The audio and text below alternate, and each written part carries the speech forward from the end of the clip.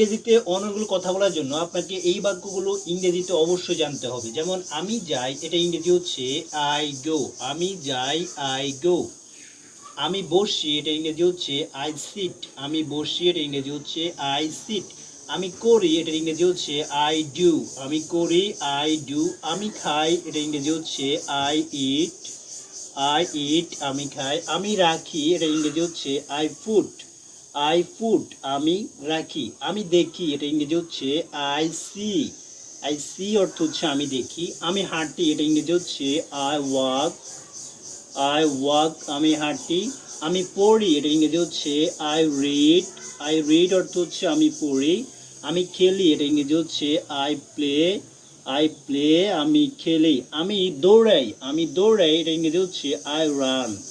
I run. চলুন একবার practice করি। আমি যাই, আই গো। আমি বসি, আই সিট। আমি করি, আই ডু। আমি খাই, আই ইট। আমি রাখি, আই ফুড। আমি দেখি, আই সি। আমি হাঁটি, আই ওয়াক। আমি পড়ি, আই রিড। আমি খেলি, আই প্লে। আমি দৌড়াই, আই রান।